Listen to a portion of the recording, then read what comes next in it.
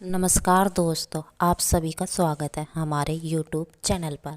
आज हम आप लोगों को हिंदी के बहुत ही सबसे बड़े महाकाव्य समर यात्रा के बारे में बताने जा रहे हैं, जो हिंदी के सुप्रसिद्ध लेखक मुंशी प्रेमचंद द्वारा लिखा गया है। आज सवेरे से ही गांव में हलचल मची हुई थी। कच्ची झोपड़ियां हंसती हुई जाना पड़ती थी। आज सत्याग्रहियों का जत्था गांव में आएगा। कोदई चौधरी के द्वार पर चंदोवान तना हुआ है। आटा, घी, तरकारी, दूध और दही जमा किया जा रहा है। सबके चेहरों पर उमंग है, हौसला है, आनंद है। वहीं बिंदा अहीर, जो दौरे के हाकिमों के पड़ाव पर पाँव पाँव भर दूध के लिए मुंह छिपाती फिरती थी, आज दूध और दही के 2 मटके अहिराने से बटोर कर रख गया। कुमार, जो घर छोड़कर भाग जाया करता था, मिट्टी के बर्तनों का अटम लगा गया है। गांव के नाई, कहार सब आप दौड़े चले आ रहे हैं। अगर कोई पुरानी दुखी है तो वह नोहरी बुढ़िया है। वह अपनी झोपड़ी के द्वार पर बैठी हुई अपनी 75 साल की बूढ़ी सिकुड़ी हुई आंखों से यह समारोह देख रही है और पछता रही है। उसके पास क्या है जिसे लेकर कोदई के द्वार पर जाए और कहे, मैं यह लाई हूँ। वह तो दानों को मोहताज है। मगर नोहरी ने अच्छे दिन भी देखे हैं। एक दिन उसके पास धन जन सब कुछ था। गांव पर उसी का राज्य था। कोदई को उसने हमेशा नीचे दबाए रखा। वह स्त्री होकर भी पुरुष थी। उसका पति घर में सोता था, वह खेत में सोने जाती थी। मामले मुकदमे की पैरवी खुद ही करती थी। लेना देना सब उसी के हाथों में था। लेकिन वह सब कुछ विधाता ने हर लिया। ना धन रहा, ना जन रहे। अब उनके नामों को रोने के लिए वही बाकी थी।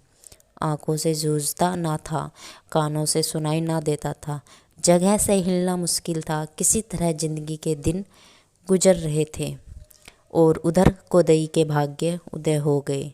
अब चारों ओर से कोदई की पूजा थी, पहुँच थी। आज जलसा भी कोदई के द्वार पर हो रहा है। नोहरी को अब कौन पूछेगा, यह सोचकर उसका मन सविहृदय मानो किसी पत्थर से कुचल उठा। हाय, मगर भगवान उसे इतना अपंग ना कर दिया होता तो आज झोपड़ी को लिपटती द्वार पर बाजे बजवाती, कड़वा चढ़ा देती, पूड़ियाँ बनवाती और जब वह लोग खा चुके तो उंगली भर रुपये उनको भेंट कर देती।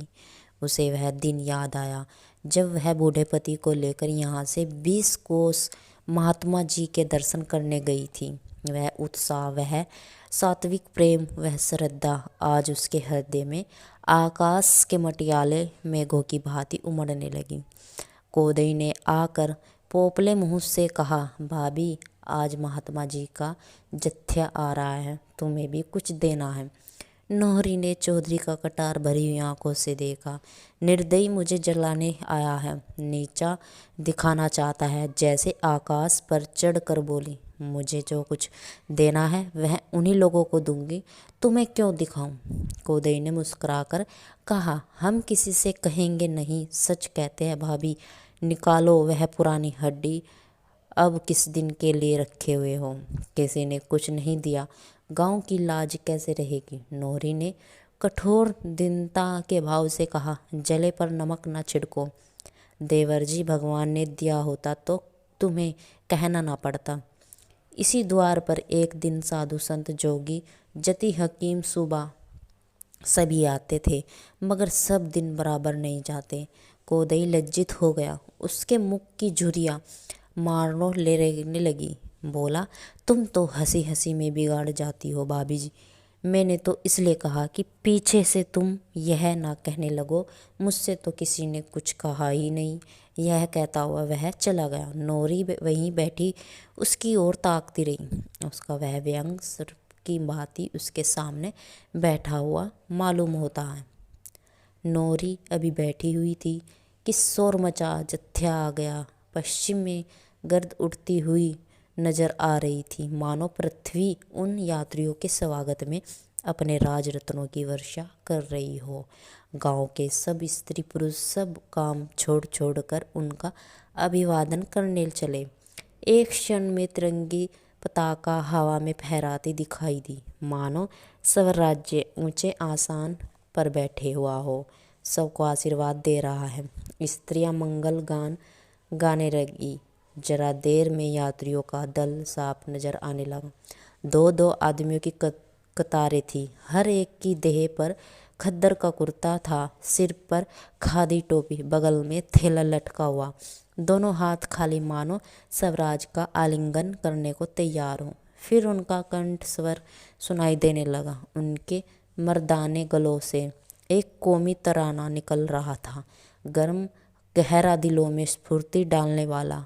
एक दिन वह था कि हम सारे जहाँ में पर्दे थे, एक दिन यह है कि हम सा भैया कोई नहीं। एक दिन वह था कि अपनी शान पर देते थे जान। एक दिन यह है कि हम सा भैया कोई नहीं। गांव वालों ने कई कदम आगे बढ़कर यात्रियों का स्वागत किया। बेचारों के सिरों पर धूल जमी हुई थी, ओठ सूखे हुए, चेहरे सवलाए, पर आंखों में जैसे आज़ादी की ज्योति चमक रही थी। स्त्रियां गा रही थी, बालक उछल रहे थे और पुरुष अपने अगछों में से इस यात्रियों की हवा कर रहे थे। इस समारोह में नोहरी की और किसी का ध्यान ना गया। वह अपनी लाठियां पकड़ते सबके पीछे सजीव आशीर्वाद बनी खड़ी थी। उसकी आंखें डबडबाई हुई थी, मुख से गौरव की ऐसी झलक आ रही थी मानो वह कोई रानी हो, मानो यह सारा गांव उसका है, वे सभी युवक उसके बालक हैं। अपने मन में उसने ऐसी भक्ति, ऐसी शक्ति, ऐसा विकास, ऐसा उत्थान का अनुभव कभी ना किया था। सहसा उसने लाठी फेंक दी और भीड़ को चीरती हुई यात्रियों के सामने आ खड़ी हुई। जैसे लाठी के साथ ही उसने बुढ़ापे और दुख के बोझ को फेंक दिया। वह एक पल अनुरक्त आंखों से आज़ादी के सैनिकों की ओर ताकती रही, मानो उनकी शक्ति को अपने अंदर भर रही हो। तब वह नाचने लगी, इस तरह नाचने लगी जैसे कोई सुंदरी नव यौवना प्रेम और उल्लास के मद में विह होकर नाचे। लोग दो दो चार चार कदम पीछे हट गए थे। छोटा सा आंगन बन गया और उस आंगन में वह बुढ़िया अपना अतीत नृत्य कौशल दिखाने लगी। इस अलौकिक आनंद के रेल में वह अपना सारा दुख और संताप भूल गई। उसके जीर्ण अंगों में जहाँ सदा वायु को प्रकोप रहता था, वहाँ ना जाने इतनी चपलता, इतनी लचक, इतनी फुर्ती कहाँ से आ गई। पहले कुछ देर तो लोग मजाक से उसकी ओर ताकते रहे, जैसे बालक बंदर का नाच देखते हैं। फिर अनुराग के इस पावन प्रभाव ने सभी को मतवाला कर दिया। उन्हें ऐसा जान पड़ता कि सारी प्रकृति एक विराट व्यापक नृत्य की गोद में खेल रही है। कोदई ने कहा, बस करो भाभी, बस करो। नोहरी ने थिरकते हुए कहा, खड़े क्यों हो जाओ ना, जरा देखो कैसे नाचते हो। कोदई बोले, अब बुढ़ापे में क्या नाचूं। नोहरी ने रुक कर कहा, क्या तुम आज भी बूढ़े हो? मेरा बुढ़ापा तो जैसे भाग गया। इन वीरों को देखकर भी तुम्हारी छाती नहीं फूलती। हमारा ही दुख दर्द हरने के लिए तो इन्होंने यह प्रण ठाना है। इन्हीं हाथों से हकीम की बेगार बजाई है, इन्हीं कानों से उनकी गालियाँ और घुड़गियाँ सुनी हैं। अब तो उस जोर जुल्म का नाश होगा। हम और तुम क्या अभी बुढ़ापे होने जगे थे? हम पेट की आग ने जलाया। बोले, ईमान से यहाँ इतने आदमी हैं, किसी ने इधर 6 महीने से पेट भर रोटी खाई है। घी किसी को सूंघने को मिला है, कभी नींद ना भर सोए हो। जिस खेत का लगान 3 रुपए देते थे, अब उसी के 9-10 देते हो। क्या धरती सोना उगलेगी? काम करते करते छाती फट गई। हम ही के है कि इतना सह कर भी जीते हैं। दूसरा होता तो या तो मर डाला था या मर जाता। धन्य है महात्मा और उनके चेले की दीनों का दुख समझते हैं, उनके उद्धार का जलन करते हैं और सभी हमें पीस कर हमारा रक्त निकालना जानते हैं। यात्रियों के चेहरे पर चमक उठे, हृदय खिल उठे, प्रेम की डूबी हुई ध्वनियाँ। एक दिन था कि पारस थी यहाँ की सरजमीन, एक दिन यह है कि यो बेदस तोपा कोई नहीं। कोदई ने द्वार पर मसाले जल रही थी। कई गांवों ने आदमी जमा हो गए थे। यात्रियों के भोजन कर लेने के बाद सभा शुरू हुई। दल के नायक ने खड़े होकर कहा, भाइयों, आपने आज हम लोगों को जो आदर सत्कार किया, उससे हम यह आशा हो रही है कि हमारी बेड़ियाँ जल्द ही कट जाएगी। मैंने पूरब और पश्चिम के बहुत से देशों को देखा है और मैं तर्जबे से कहता हूँ कि आप जो सरलता और जो ईमानदारी से श्रम और श्रद्धेय द्रमबुद्धि है, वह संसार के और किसी देश में नहीं है। मैं तो यही कहूँगा कि आप मनुष्य नहीं, देवता हो। आपको भोग विलास से मतलब नहीं, नशा पानी से मतलब नहीं, अपना काम करना और दशा पर संतोष रखना, वह आपका आदर्श है। लेकिन आपका यही देवत्व, आपका यही सीधापन आपके हक से घातक हो रहा है। बुरा ना मानिए, आप लोग इस संसार में रहने के योग्य नहीं। आपको तो स्वर्ग में कोई स्थान पाना चाहिए था। खेतों का लगान बरसाती नाले की तरह बढ़ता जाता है। आप चूँ नहीं करते। अमले और अहंकार आपको नोचते रहते हैं। आप जबान नहीं हिलाते। इसका यह नतीजा हो रहा है कि आपको लोग दोनों हाथों लूट रहे हैं, पर आपको खबर नहीं है। आपको हाथों से सभी रोजगार छीनते जाते हैं। आपका सर्वनाश हो रहा है, पर आप आंखें खोलकर नहीं देखते। पहले लाखों भाई सूत काट कर कपड़े बुनकर गुजारा करते थे, अब सब कपड़ा विदेश से आता है। पहले लाखों आदमी यही नमक बनाते थे, अब नमक बाहर से आता है। यहाँ नमक बनाना जुर्म है। आपके देश में इतना नमक है कि संसार का 2 साल तक उससे काम चल सकता है, पर आप 7 करोड़ रुपए सिर्फ नमक के लिए देते हैं। आपके उसरों में झीलों में नमक भरा पड़ा है, आप उसे छू नहीं सकते। शायद कुछ दिनों में आपके कुओं पर भी महसूल लग जाए। क्या आप अब भी यह अन्याय सहते रहेंगे? यह आवाज़ आई। हम किस लायक हैं नायक? यही तो आपका भ्रम है।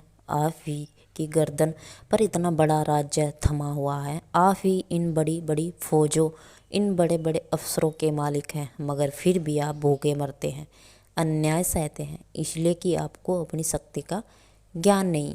यह समझ लीजिए कि संसार में जो आदमी अपनी रक्षा नहीं कर सकता ना, वह सदैव स्वार्थी और अन्यायी आदमियों का शिकार बना रहेगा। आज संसार का सबसे बड़ा आदमी अपने प्राणों की बाजी खेल रहा है। हजारों जवान अपनी जानें हथेली पर लिए आपके दुखों का अंत करने के लिए तैयार हैं। जो लोग आपका ऐसा है समझकर दोनों हाथों से आपको लूट रहे हैं, वह कब चाहेंगे कि उनका शिकार उनके मुंह से छिन जाए? मैं आपके इन सिपाहियों के साथ जितनी सख्तियाँ कर सकते हैं कर रहे हैं, मगर हम लोग सब कुछ सहने के तैयार हैं। अब सोचे कि आप हमारी कुछ मदद करेंगे। मर्दों की तरह निकलकर अपने को अन्याय से बचाओगे या कायरों की तरह बैठे हुए तकदीर को कोसते रहोगे? ऐसा अवसर किसी हायद कभी ना आएगा। अगर इस वक्त चूके तो फिर हमेशा हाथ मलते रहिएगा। हम न्याय और सत्य के लिए लड़ रहे हैं, इसलिए न्याय और सत्य की ही हथियारों से हमें लड़ना है। हमें ऐसे वीरों की ज़रूरत है जो हिंसा और क्रोध को दिल से निकाल डालें और ईश्वर पर अटल विश्वास रखकर धर्म के लिए सब कुछ झेल सकें। बोलिए, आप क्या मदद कर सकते हैं? कोई आगे नहीं बढ़ता, सन्नाटा छाया रहता है। एकाएक शोर मचा। पुलिस पुलिस आ गई। पुलिस का दरोगा कांस्टेबल के एक दल के साथ आकर सामने खड़ा हो गया। लोगों ने सहमी हुई आंखों और धड़कते हुए दिलों से उनकी ओर देखा और छिपने के लिए बिल खोजने लगे। दरोगा जी ने हुक्म दिया, मार कर भगा दो इन बदमाशों को। कांस्टेबल ने अपने डंडे संभाले, मगर इसके पहले कि वे किसी पर हाथ चलाए, सभी लोग हुर्र हो गए। कोई इधर से भागा, कोई उधर से। भगदड़ मच गई। 10 मिनट में वहाँ का एक आदमी भी ना रहा। हाँ, नायक अपने स्थान पर अब भी खड़ा था और जत्था उसके पीछे बैठा हुआ था। केवल कोदई चौधरी नायक के समीप बैठे हुए थिर आंखों से भूमि की ओर ताका रहे थे। दरोगा ने कोदई की ओर कठोर आंखों से देखकर कहा, क्यों रे कोदैया, तूने इन बदमाशों को क्यों ठहराया यहाँ? कोदैया ने लाल लाल आंखों से दरोगा की ओर देखा और जहर की तरह गुस्से को पी गए। आज अगर उनके सिर गृहस्थी का बखेड़ा ना होता, लेना देना ना होता, तो वह भी इसका मुंह तोड़ जवाब देते। जिस गृहस्थी पर उन्होंने अपने जीवन के 50 साल होम कर दिए थे, वह इस समय एक विषैले स्पर्श की भांति उनकी आत्मा में लिपटी हुई थी। कोदई ने अपनी कोई जवाब ना दिया कि नोहरी पीछे से आकर बोली, क्या लाल पगड़ी बांध कर तुम्हारी जीभ ऐंठ गई? कोदई क्या तुम्हारे गुलाम है कि कोदैया कर रहे हो? हमारा ही पैसा खाते हो और हमी को आंखें दिखाते हो। तुम्हें लाज नहीं आती? नोहरी इस वक्त दोपहरी की धूप की तरह काँप रही थी। दरोगा एक क्षण के लिए सन्नाटे में आ गया। फिर कुछ सोचकर औरत के मुंह लगना अपनी शान के खिलाफ समझकर कोदई से बोला, यह कौन है? शैतान का खाला है। कोदई ने खुद का खौफ ना होता तो इसकी जबान तालू से खींच लेता। बुढ़िया लाठी टेक कर दरोगा की ओर घूमती हुई बोली, क्यों खुदा की दुइयां देकर खुदा को बदनाम करते हो? तुम्हारे खुदा तो तुम्हारे अफसर हैं जिनकी तुम जुतियाँ चाटते हो। तुम्हें तो चाहिए था कि डूब मरते चिल्लू भर पानी में। जानते हो यह लोग जो यहाँ आए हैं कौन है? वह लोग हैं जो तुम उन्हें बदमाश कहते हो। तुम जो घूस के रुपये खाते हो, जुआ खेलते हो और चोरियां करवाते हो, डाके डलवाते हो, भले आदमियों का फंसा कर मुठिया गरम करते हो और अपने देवताओं की जूतियों पर नाक रगड़ते हो, तुम इन्हें बदमाश कहते हो। नोहरी की तीक्ष्ण बातें सुनकर बहुत से लोग जो इधर उधर दबके गए थे फिर जमा हो गए। दरोगा ने देखा भीड़ बढ़ती जाती है तो अपना हंटर लेकर उन पर पिल पड़े। लोग फिर तितर बितर हो गए। एक हंटर नोहरी पर भी पड़ा। उसे ऐसा मालूम हुआ था कि कोई चिंगारी सारी पीठ पर दौड़ गई। उसकी आंखें तले अच्छे अंधेरा छा गया, पर अपनी बची हुई शक्ति को एक तुर्क करके ऊंचे स्वर से बोली, लड़कों क्यों भागते हो? क्या नेवता खाने आए हो थे या कोई नाच तमाशा हो रहा था? तुम्हारी इस लेडीपन ने इन सबको शेर बना रखा है। कब तक यह मार धाड़ गाली गुप्ता सहते रहोगे? एक सिपाही ने बुढ़िया की गर्दन पकड़कर जोर से धक्का दिया। बुढ़िया 2-3 कदम पर अवधे मुंह गिरा जाती थी कि कोदई ने लपक कर उसे संभाल लिया और बोला, क्या एक दुनिया दुखिया पर गुस्सा दिखाते हो? यारो, एक गुलामी ने तुम्हें नामर्द भी बना दिया। औरतों पर, बूढ़ों पर, निहत्तों पर वार करते हो। वह मर्दों का काम नहीं है। नोहरी ने जमीन पर पड़े पड़े कहा, मर्द होते तो गुलाम ही क्यों होते? भगवान, आदमी इतनी निर्दयी भी हो सकता है। भला अंग्रेज इस तरह बेदर्दी करे तो एक बात है, उसका राज है। तुम तो उसके चाकर हो, तुम्हें राज तो ना मिलेगा, मगर राड माड़ में ही कुछ इन्हें कोई तलब देता जाए। तुम्हारी ही गर्दन भी काटने में इन्हें संकोच नहीं। अब दरोगा ने नायक को डांटना शुरू किया। तुम किसके हुक्म से इस गांव में आए? नायक ने शांत भाव से कहा, खुद के हुक्म से। दरोगा, तुम रियाई के अमन में खलल डालते हो। नायक, अगर तुम्हें उनकी हालत बताना उनके अमन में खलल डालना है तो बेशक हम उनके अमन में खलल डालने आ रहे हैं। भागने वाले ने कदम एक बार फिर रुक गए। कोदई ने उनकी और निराश आंखों से देखकर कांपते हुए स्वर से कहा, भैयो, इस वक्त कई गांवों के आदमी यहाँ जमा है। दरोगा ने हमारी जैसी बेआउरी की है, क्या उसे यह कर तुम आराम की नींद सो सकते हो? उसकी फरियाद कौन सुनेगा? हाकिम लोग क्या हमारी फरियाद सुनेंगे? कभी नहीं। आज अगर हम लोग मार डाले जाए तो भी कुछ ना होगा। यह है हमारी इज्जत और आबरू। धोड़ी है इस जिंदगी पर। समूह स्थिर भाव से खड़ा हो गया, जैसे बहता हुआ पानी मेड़ से रुक जाए। भय का धुआं जो लोगों के हृदय पर छा गया था, एकाएक हट गया। उनके चेहरे कठोर हो गए। दरोगा ने उनके तीवर देखे तो तुरंत घोड़े पर सवार हो गए और कोदई को गिरफ्तार करने का हुक्म दिया। दो सिपाहियों ने बढ़कर कोदई की बाँह पकड़ ली। दरोगा ने कहा, तुम हम हट जाओ वरना मैं फायर कर दूंगा। समूह ने इसकी धमकी का जवाब भारत माता की जय से दिया और एकाएक दो दो कदम और आगे खिसक आए। दरोगा ने देखा अब जान बचती नहीं नजर आती, पर नम्रता से बोले, नायक साहब, यह लोग फसाद पर आमाद हैं, इसका नतीजा अच्छा ना होगा। नायक ने कहा, नहीं, जब तक हमसे एक आदमी भी यहाँ रहेगा आपके ऊपर कोई हाथ ना उठा सकेगा। आपसे हमारी कोई दुश्मनी नहीं है, हम और आप दोनों एक ही पैरों के तले दबे हुए हैं। यह हमारी बदनसीबी है कि हम आप दो के विरोध दलों में खड़े हैं। यह कहते हुए नायक के गांव वालों को समझाया, भाइयों, मैं आपसे कह चुका हूँ, यह न्याय और धर्म की लड़ाई है और हमें न्याय और धर्म के हथियारों से ही लड़ना है। हमें अपने भाइयों से नहीं लड़ना है, हमें तो किसी से भी नहीं लड़ना। दरोगा की जगह कोई अंग्रेज होता तो भी हम इसकी इतनी ही रक्षा करते। दरोगा ने कोदैया चौधरी को गिरफ्तार किया। मैं इसे चौधरी का सौभाग्य समझता हूँ। धन्य है वे लोग जो आज़ादी की लड़ाई में सजा पाए। यह बिगड़ते या घबराते की बात नहीं है। आप लोग हट जाइए और पुलिस को जाने दो। दरोगा और सिपाही कोदैया को लेकर चले गए। लोगों ने जय ध्वनि की, भारत माता की जय। कोदैया ने जवाब दिया, राम राम भैया, राम राम। डटे रहना, मैदान में घबराने की कोई बात नहीं, भगवान सबका मालिक है। दोनों लड़के आंखों में आंसू भर आए और कातार स्वर में बोले, हमें क्या कह जाते तो दादा। कोदई ने उन्हें बढ़ावा देते हुए कहा, भगवान का भरोसा मत छोड़ना और वह करना जो मर्दों को करना चाहिए। भय सारी बुराइयों की जड़ है, इसे मन से निकाल डालो, फिर तुम्हारी कोई कुछ नहीं कर सकता। सत्य की कभी हार नहीं होती। आज पुलिस सिपाहियों के बीच में कोदैया को निर्भयता का जैसा अनुभव हो रहा था वैसे पहले कभी ना हुआ था। जेल और फांसी उसके लिए आज भय की वस्तु नहीं, गौरव की वस्तु हो गई थी। सत्य का प्रत्यक्ष रूप आज उसने पहली बार देखा, मानो वह कवच की भांति उसकी रक्षा कर रहा हो। दोस्तों, कैसी लगी आपको हमारी ये कहानी, हमें ज़रूर बताइए नीचे कमेंट सेक्शन में। हमारी कहानियों से जुड़े रहने के लिए हमारे चैनल को सब्सक्राइब करना ना भूलें। नई कहानी के बारे में सबसे पहले जानने के लिए बेल आइकन दबाएं।